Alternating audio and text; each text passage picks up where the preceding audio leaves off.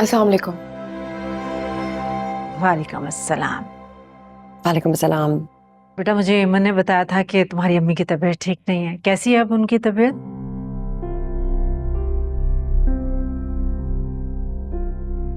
दरअसल जब से बाबा की डेथ हुई है अकेली हो गई हैं, इस वजह से उनकी तबीयत काफी खराब रहती है। तो तुम रह जाती उनके पास, तुम्हें आने की जरूरत ही क्या थी? मैं अपनी मर्जी से नहीं आई, वकार लेने आई थी मुझे।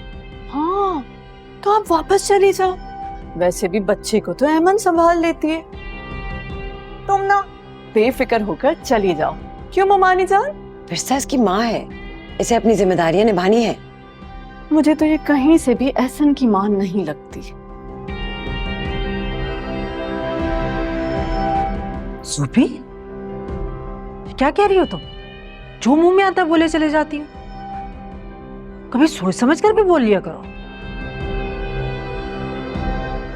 वैसा बेटा, इसकी बातों का बुरा मत बनाना। इसके तो मुंह में जो आता है ना बोल देती है। आप लोग मेरी बात का यकीन नहीं करेंगे, मुझे पता है, मगर बहुत जल्द मैं प्रूफ करके दिखाऊंगी कि ये तुम अब हद से बढ़ी हो। तुम समझती हो तुम्हारी माँ यहाँ पे बैठी है तो तुम कुछ भी कह सकती हो?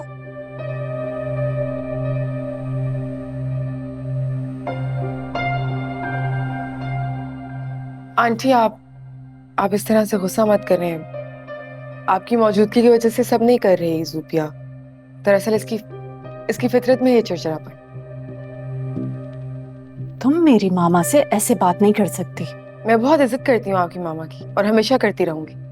मैं उन्हें सिर्फ इस बात का एहसास दिला रही हूँ कि उन्हें अपनी मौजूदगी पर शर्मिंदा होने की जरूरत नहीं। ये सब तो आपकी फितरत में है। मेरी फितरत को मुझसे ज्यादा समझने का दावा कर रही हो तो फिर याद रखना, मैं तुम्हें। तू भी चुप हो जाओ, बंद कर लो अपना मुंह।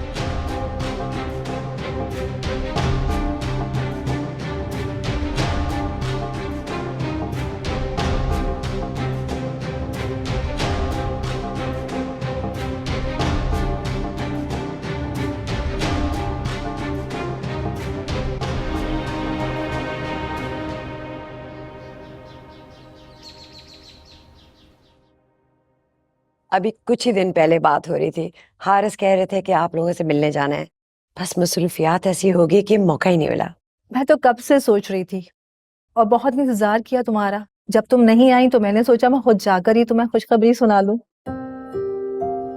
खुशखबरी? माशाल्लाह से साद एक हफ्ते में वापस आ रहा है और साद की पढ़ाई की वजह से हम लोगों ने वाकई बहुत इंतजार कर लिया। बस अब हमारी ख्वाहिश है कि हम उसकी जल्द अज जल्द शादी कर दें। बस अब दिल है कि अमन को जल्द से जल्द दुल्हन बना के अपने घर ले जाऊं। इंशाल्लाह इंशाल्लाह। अरे मैं तो सोच रही थी कि हमारे होने वाली दुल्हन लेकर आएगी चाय। आज तो अमन के हाथ की चाय पीने का दिल था मेरा। वो तैयार हो रही होगी, आती होगी। नजरीन, जाओ जल्दी से जाकर अमन को बुला कर लाओ। वो तो काफी बिजी है बच्चे के साथ जी। उन्होंने तो अभी तक तैयारी भी नहीं की। बच्चा? वो वकार का बेटा, इसकी पहली बीवी का बेटा है और बहुत प्यार करती है इससे। अच्छा, तुम अभी तक यहीं खड़ी हो, जाओ अमन को बुलाओ।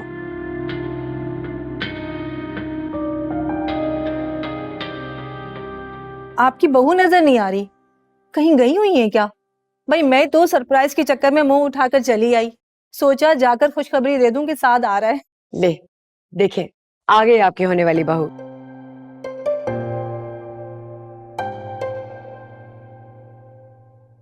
और ये है विरसा, हमारे घर की पहली बहू। अस्सलाम वालेकुम। वालेकुम अस्सलाम। अरे नाहिद, ऐसी चांद सी बहू की मौजूदगी में दूसरी शादी करने की क्या जरूरत थी? और फिर अभी बता रही थी कि ये एक बच्चे की माँ भी है। साथ कब आ रहे हैं? हाँ, बस एक हफ्ते में आ जाए। साथ बता रहा था कि तुम्हारी पढ़ाई भी कंप्लीट हो गई है और पढ़ने के लिए तुम इस्लामाबाद गई हुई थी। जी भाई साथ की भी तालीम कंप्लीट हो गई है, क्यों नाहिद? अब शादी में देर नहीं करनी चाहिए, इन दोनों को शादी के बंधन में जल्द से जल्द बांध दें। क्या ख्याल है? मैं हारिस से बात करके आपको कॉल करती हूँ। ये ठीक कहा आपने, अब देर करने की कोई वजह नहीं है। अरे जीती रहो मेरी बच्ची, तुम तो बहुत समझदार हो, तुमने तो मेरे दिल की बात कह दी। हमसे तो बच्चे भी समझदार हैं। क्यों बेटा, तुम्हें तो कोई एतराज नहीं है ना? तुम तो खुश हो ना? देखिए, लड़की की चुप में ही उसकी रजामंदी शामिल होती है, और ये भी खुश है। बिल्कुल ठीक कहा तुमने। आप लोगों ने तो कुछ लिया ही नहीं, प्लीज कुछ लेना। मुझे आपसे ये उम्मीद नहीं थी भाभी। कैसी बच्चों वाली बातें कर रही हो तुम एमन? शादी तो तुमने करनी है ना, और फिर तुम खुद तो कहती हो कि साथ बहुत अच्छा लड़का है। इतने अच्छे लड़के के रिश्ते पे ऐसा रद्द अमल बिल्कुल अच्छी बात नहीं। मगर मुझे एहसन और शाहिद शाहिद मर चुका है। कितनी बार उसका दोस्त सलमान तुम्हें ये बात बता चुका है, लेकिन तुम हो कि यकीन करने के लिए तैयार ही नहीं। एमन देखो, मैं जानती हूं जो जनाजे आप अपनी आंखों से ना देखें उनकी मौत पे यकीन करना मुश्किल होता है, लेकिन जितनी जल्दी तुम इस हकीकत को तस्लीम कर लोगी तुम्हारे लिए उतना ही अच्छा होगा। मगर भाभी, एहसन का क्या? आप चाहती हैं कि मैं एहसन को छोड़कर अपना घर बसा लूं? तुम्हें क्या लगता है कि मैं एहसन के लिए सब कुछ नहीं करूंगी, उसका ख्याल नहीं रखूंगी? आप सब कर सकती हैं भाभी, मगर आपके और भाई के दरमियान जो दूरियां हैं, मुझे उनसे खौफ आता है। खुदा ना खास्ता मेरा बच्चा ज़ुबी। नहीं, ये सोचकर तो मेरा दिल कांपने लगता है। एमन, मैं तुमसे वादा करती हूँ कि मैं जब तक जिंदा हूँ हर हाल में एहसन को अपने साथ रखूंगी।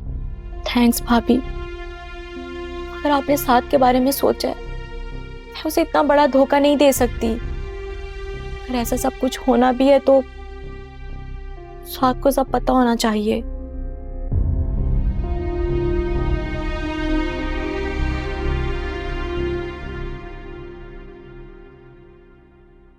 तुम जानते हो, आज एमन की होने वाली सास मिसेस आफाक आई थी और 1-2 हफ्तों में शादी की डेट मांग रही हैं।